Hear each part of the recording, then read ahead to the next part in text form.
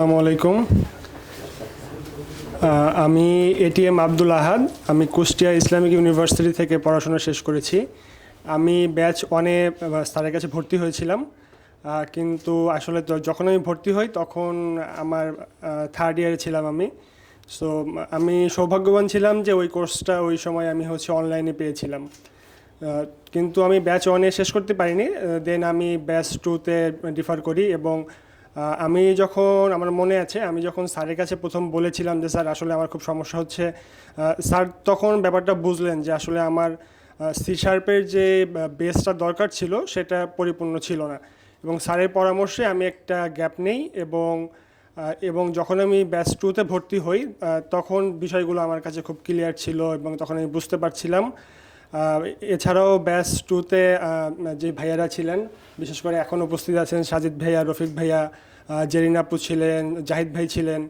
তো একদম অন্যরকম একটা সাপোর্ট তাদের কাছে ছিল, এবং স্যারের ক্লাসের বাইরেও যদি কখনো বুঝতে কিছু অসুবিধা হতো ভাইদের কাছে হেল্প পেতাম। এবং আমার ইন্টার্নশিপের ব্যাপার যেটা ছিল, ইন্টার্নশিপে এখন ডেভিস স্কেলের যেই ওয়েবসাইটটা আছে সেখানে আমি কাজ করেছিলাম। বিশেষ করে আমার একটা ঘটনা মনে পড়ে যে তখনও তো এআইটা অত ওইভাবে আসে নাই, টোটালি আসেই নাই বলতে গেলে। লগ ইন পেজের পিছনে যে একটা ব্যাকগ্রাউন্ড ইমেজ আছে সেটা সেট করতে আমাকে টাস্ক দেওয়া হয়েছিল শুরুর দিকে। তো সেটা নিয়ে আমি খুব একটা পেরেশানির মধ্যে পড়ে গেছিলাম, হয় এই দিকে আসছে না ওই দিকে যাচ্ছে না। মানে এখন ডেভিস স্কেলের ওয়েবসাইটে গেলে মনে হয় আছে এই কাজটা তো আমি করেছিলাম, মানে খুব একটা ভালো লাগে। এই তো। আর আরেকটা ব্যাপার যেটা বলতে চাই যে সেটা হচ্ছে যে আমি বর্তমানে এনকোডার্স ইনফোটেক লিমিটেড একটি কোম্পানিতে সফটওয়্যার ইঞ্জিনিয়ার হিসেবে আছি। ডেভিস স্কিলের মানে এই রেফারেন্সে আমি যখন সিভিতে এটা লিখেছিলাম, তো তারা কাইন্ড অফ আমাকে মানে টেকনিক্যাল তেমন কিছুই জিজ্ঞেস করেনি বা সেরকম কিছুই হয়নি। তার পিছনে কারণ হচ্ছে যে জালাল স্যার অলরেডি সেই কোম্পানির একসময় কনসালটেন্ট ছিলেন, এবং আমাদের আরেকজন ভাই সেখানে জব করছিলেন, এবং উনি মূলত, আমি সিভি ড্রপ করিনি, বাট উনি আমার সিভিটা নিয়ে ওনার কোম্পানিতে দিয়েছিলেন এবং আমাকে কল করেছিলেন। এবং একটা কথা দিয়ে শেষ করব যে আমি জয়েন করার পরে পরে জানতে পারি যে ওই সময় পর্যন্ত আমি স্টার্টিং স্যালারিতে ওই কোম্পানিতে জয়েন করেছিলাম। সো আমি আসলে আল্লাহর কাছে শুকরিয়া জানাই যে আমি ডেভিস স্কিলের মতো একটা প্রতিষ্ঠানের খোঁজ পেয়েছিলাম এবং সেখানে কোর্স করতে পেরেছিলাম। থ্যাংক ইউ, সবাইকে ধন্যবাদ।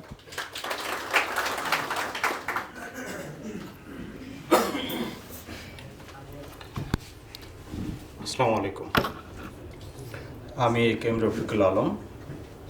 আমি ব্যাচ টুতে ছিলাম, এখন আছি কাজ সফটওয়্যারে সিনিয়র সফটওয়্যার ইঞ্জিনিয়ার হিসেবে আর কি। আর আমি আসলে নন টেক ব্যাকগ্রাউন্ডের, আমার political science background, Dhaka college থেকে আর কি, অনার্স মাস্টার্স আর কি। আর জালাল স্যারের সাথে আমার পরিচয় আসলে ডেভিস স্কিলের আগেই। আমরা একটা ফ্লোরেই আমার অফিস ছিল, আমি ওখানে ইন্টার্নশিপ করতাম স্যারের একই বিল্ডিংয়ে আর কি, পাশাপাশি আর কি। এখান থেকে আমি যে জালাল স্যারের সাথে পরিচয়, আমার কিছু বিষয় জানার ছিল বা লার্নিং করার প্রয়োজন ছিল, স্যারের কাছ থেকে আমি পরামর্শ নিতাম, এখনও নিই আর কি। এখনও আমার সাথে স্যারের কথা হয় বিভিন্ন বিষয়ে যখন প্রয়োজন মনে হয়। তো সব মিলে ব্যাচে ভালোই ছিলাম, আমরা লার্ন করছি, বিভিন্ন ডিফিকাল্টিস ফেস করছি। এরপরে ওই সময়ের গল্প তো বললে আসলে অনেক বলা হয়ে যাবে, অনেক মানুষ আছেন আর কি। তবে আমি এইটুকু বলতে পারি যে ওই কোর্স করার ডিসিশনটা আমার জন্য বেস্ট ছিল, আমার লাইফের টার্নিং পয়েন্ট। এরপরে আমি স্যারের পরামর্শে আরও একটা কোর্স করছিলাম ডেভঅপসে। এটা যে ভাই খালিদ ভাইয়ের আন্ডারে আর কি, উনি রাকুটিনে আছেন, এখনও আছেন জাপানে। তো আনফর্চুনেটলি ডেভঅপস প্র্যাকটিসটা আমার রিয়েল লাইফে করার সুযোগটা ওইভাবে হয়ে ওঠেনি আর কি। এই জন্য ওই দিকে আর খুব বেশি ক্যারিয়ার গ্রোথ হয় নাই। আর কোর্স চলাকালীন সময় আমরা খুবই গ্রুমিং সেশন, আদার্স সেশন অনেক কিছুই করছি। আর একটা ইন্টারেস্টিং ব্যাপার যে আহাত যেটা বললো, আমরা ওই প্রজেক্টটা কাজ শুরু করছিলাম, কিন্তু পরবর্তীতে আরেকটা প্রজেক্ট পাই আর কি। আমাদের স্যার একটা প্রজেক্ট দিয়েছিলেন টেনান্টের জন্য, টেনান্ট প্রো। এই প্রজেক্টটা এখনও ওয়ার্ক করতেছে কিনা জানি না, তবে ওইটা আমরা হচ্ছে যে কোর্স শেষে ওইটা করছিলাম এবং ওইটার জন্য পেমেন্টও পেয়েছিলাম। স্যার আমাদেরকে ব্যাংকে পাঠাই দিয়েছিলেন আর কি। তো ওই প্রজেক্টটা ফার্স্ট সাকসেসফুল প্রজেক্ট, আমরা অ্যাজ এ ইন্টার্ন বলা যায় আর কি। তখন আমি অবশ্য জব করি 6 মাস 7 মাস হবে আর কি। তো এই আর এরপরে হচ্ছে যে আমি ওই যে শর্টে ওই কথাটা বললাম, ডেভিস স্কিলের এই কোর্সটা আমার লাইফের টার্নিং পয়েন্ট।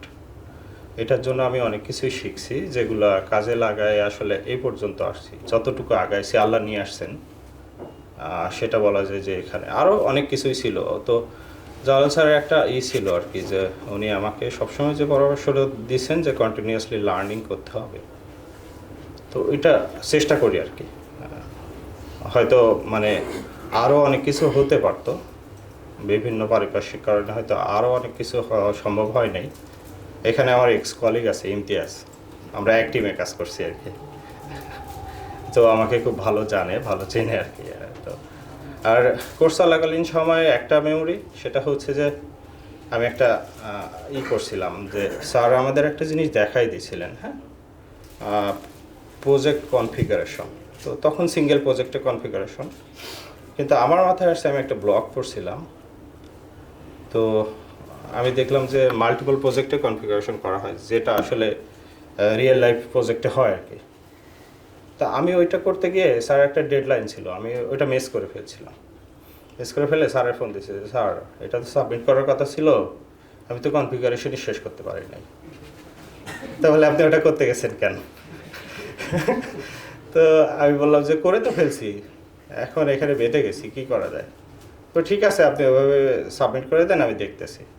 পরের দিন ক্লাসে উনি বলছিলেন যে আমি আপনাদের যে পর্যন্ত শিখাই এটা সুন্দর করে কন্টিনিউ করবেন, শেষ করবেন, তারপরে নেক্সট স্টেপে যাবেন। তা আমি তখন বলছিলাম যে ওইটা আমার ভুল ছিল, যে আমাকে যেটা শেখানো হয়েছে আমি সেটা না করে এক স্টেপ না আরও 3 স্টেপ অ্যাড করে ফেলছি। অ্যাড করে আমার আর আউট অফ কন্ট্রোল হয়ে গেছে আর কি। তো এইটা ওই যে একটা মেসেজ ছিল, ওইটা আসলে পরবর্তীতে আমি ওইটা দেখছি আর কি, ওইটা ফলো করছি আর কি সবসময়, যে ওভার থিঙ্কিং আর ওভার স্মার্ট এটা হওয়া যাবে না আর কি। তো ওইটা করি, পরবর্তীতে আর করার চেষ্টা করতাম না। তো আলহামদুলিল্লাহ ভালোভাবে শেষ করছিলাম। আর জব লাইফের কথা বললাম, এর ভিতরে হয়তো 3টা কোম্পানি আমি সুইচ করে ফেলছি আর কি বাংলাদেশেই। এই আর এখনকার অভিজ্ঞতায় বলতে গেলে ব্যাচের অভিজ্ঞতা তো অনেক আমাদের। এখনকার অভিজ্ঞতা বলতে গেলে যে এখন মোটামুটি যে জিনিসটা দেখি, বা আমি হয়তো বা এখানে কারো একজন ইন্টারভিউ নিছি, এখানে ছিল বা নাই এরকম হতে পারে ডেভিস স্কিলের। ও ইয়েস। তো আমি শর্টে একটা কথা বলি যে আমরাও একটা জিনিস আমি লাস্ট কয়েকটা ইন্টারভিউ বোর্ডে ফলো করছি, ফিল করছি যে ইন্টারভিউ বোর্ডে আমরা আসলে অনেক কিছু জানি। আমি একটা জিনিস দেখছি যে আমরা অনেক কিছু জানি, বিশেষ করে আমার ডেভিস স্কিলের আমরা যারা আছি আমরা দেখছি যে আমরা অনেক কিছু কাভার করে অনেক কিছু জানি, আসলে কিন্তু আমরা জানি। বাট প্রবলেমটা হয় যে আমরা থিঙ্কিংটা অনেক ডিপ করে ফেলি, হ্যাঁ, অনেক সিলি কোশ্চেন থাকে ইন্টারভিউ বোর্ডে, যেটা ডিপ থিঙ্কিং হয়ে যায়। এটা আমারও হয়তো এখনও হয় মনে হয়।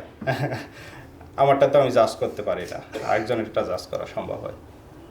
তো এই জিনিসটা হচ্ছে যে আমি দেখছি আর কি লাস্ট, এই জন্য বললাম সবাই আমরা এখানে আছি, আমরা হয়তো ভবিষ্যতে আরও ইন্টারভিউ দিব, আরও অনেক কিছু করবো, দৌড়াবো। আসলে আমরা একটা রেসে আসছি, দৌড়াইতে হবে, দৌড়াবো ইনশাল্লাহ। তো ঠিক আছে, সবাই ভালো থাকবেন, দোয়া রাখবেন। আসসালামু আলাইকুম।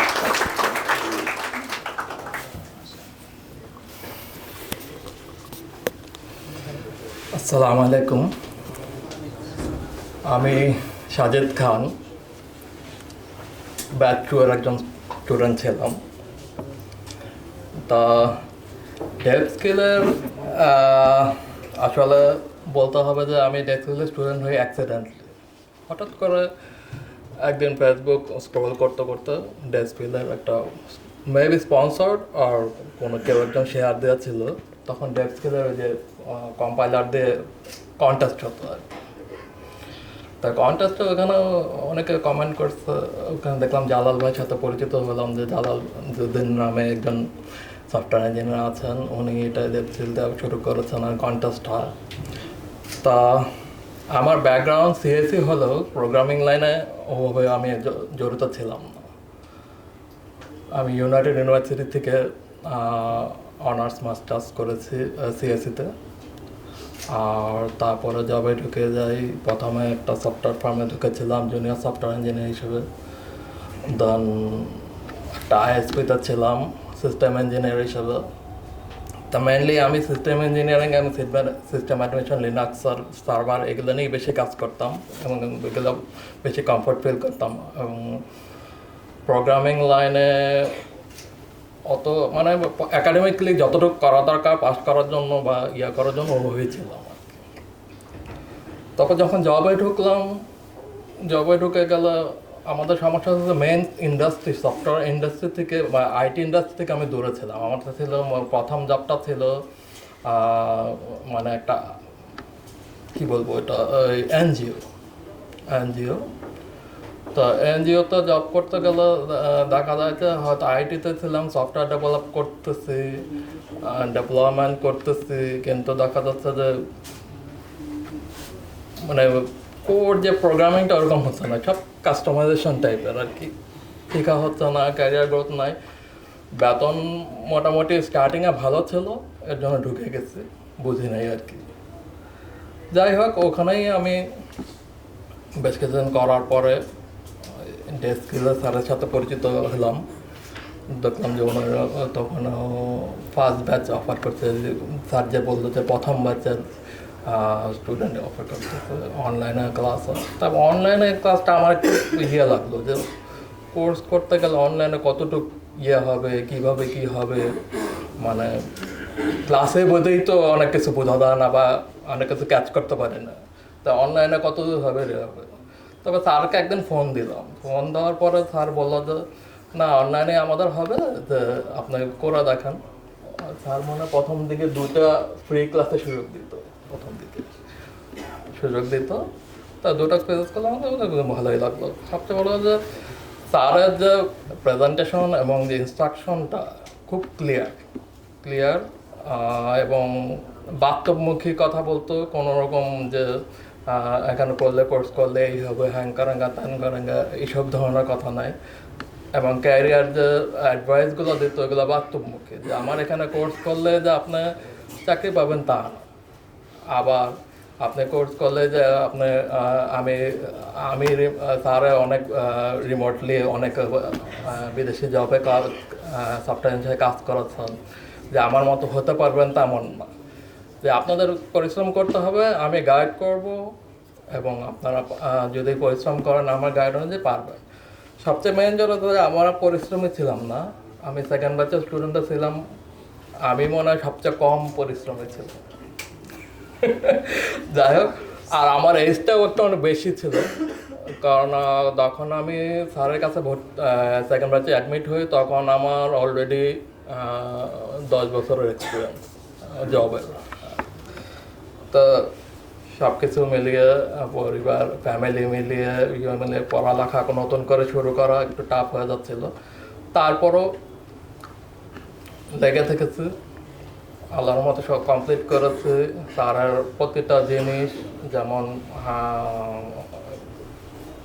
নতুন নতুন জিনিসের বলতে আমি প্রোগ্রামে ওই কথা বলবো না, কারণ আমার ওই বয়সে প্রোগ্রামিংয়ে জবে নতুন করে ঢোকা একটু টাফ হয়ে যেতেছিল। কিন্তু নতুন যে টেকনোলজি এবং ট্রেন্ড, যে ভবিষ্যতে যেগুলো চলতেছে, কারণ সবাই জানেন যে ক্লাউড অ্যান্ড ডেভঅপসের যে জিনিসগুলো, যে ওইগুলা যে আমাদের মানে পরিচয় করা দিচ্ছেন, যার ফলে মনে হয় যে বর্তমান যে আমি জব করতেছি রিমোটলি, একটা মোটামুটি 3টা জব করেছি রিমোটলি এই পর্যন্ত। প্রথমটা ছিল জার্মান একটা কোম্পানি, ওরা এআই এজেন্ট নিয়ে কাজ করতো। ওখানে আমি ডেভঅপসের কাজ, ডেভঅপস আর ক্লাউড ডেভেলপমেন্টের ইঞ্জিনিয়ার হিসেবে কাজ করতাম। দেন একটা অস্ট্রেলিয়ান মেলবোর্ন বেজ একটা কোম্পানি, ওরাও এআই এজেন্ট নিয়ে কাজ করে, এমএল অপস নিয়ে। তা মোস্ট রিসেন্টলি লাস্ট ডিসেম্বরে আমাদের টিমটাকে ওরা লে অফ করে দিয়েছে। বর্তমানে আমি একটা আফ্রিকান ঘানায়ান একটা স্টার্ট আপে পার্ট টাইম জব করতেছি। ওটা হলো ডেভঅপসে, আপনার নাম হলো নোটিফাই আফ্রিকা। ওরা মেনলি ই কমার্সের একটা স্টার্ট আপ। যাই হোক, এই যে আমাদের গাইড করেছিল যে আমাদের পরিচয় করা দেওয়া যে ক্লাউড করেন, তখন হয়তো ক্লাউড মানে কি, ক্লাউড নামটা শুনছি কিন্তু বাজওয়ার্ড, কিন্তু ক্লাউড কি মানে বাস্তব কি বলে প্র্যাকটিক্যাল একটা বোঝা দেওয়া যে কোর্স তো কোনো কোর্সই অফার করে না। এটা আমি তো অনেক করছি, অনেক মানে কোর্স করছি জীবনে। দেখা গেছে যে এই জিনিসগুলো যে প্র্যাকটিক্যালভাবে যারা ইনস্ট্রাক্টর দিচ্ছে তারা কেউই প্র্যাকটিক্যালভাবে পরিচিত না। থিওরিটিক্যাল তো অনেকেই আমরা শুনছি, আমরা তো ব্লগার থেকে পড়তে পারি, ইউটিউব থেকে দেখতে পারি what is cloud, what is DevOps, কিন্তু এটা যে প্র্যাকটিক্যাল ইমপ্লিমেন্টেশনটা যে আমাদের কোর্সের মধ্যে দেখা দিচ্ছে, এটা মানে একটা আই ওপেনার এবং ক্যারিয়ারে একটা মুভ করার জন্য বা ক্যারিয়ার সুইচ করার জন্য একটা স্টুডেন্টের জন্য একটা মানে বিশাল একটা অর্জন। এটা বাংলাদেশে চিন্তাই করা যায় না। যাই হোক, এখন আমার যেটা হলো সবচেয়ে বড় অর্জন হলো ডেথ স্কেল থেকে যে আমার ঘোরা দাঁড়ানোটা, যেটা যে স্যারের অনেক অনুপ্রাণিত করতেছে যে তারা লাইফ স্টোরিগুলো দেখিয়ে যে উনি যে স্ট্রাগলগুলো ফেস করছে, যে লিমিটেশনগুলো থেকে অনেক মানে পুশ করে সে উপরে উঠেছে, ওটা আমাদের অনেক অনুপ্রাণিত করতো। আমার মনে হয় আমি না একা, মনে হয় আমাদের তারা স্টুডেন্টরা সবাই পরিচিত যে অনুপ্রাণিত যে কাহিনিগুলো বলে যে তার জীবনের কাহিনী এবং হার্ডওয়ার্কের কাহিনীগুলো বলে যে ওটা মনে হয় অনেক পুশ করে। যাই হোক, এই হলো আমাদের আমার মতো অধমের এই কাহিনী। তো দোয়া করবেন আমার জন্য সবাই, ঠিক আছে? Thank you.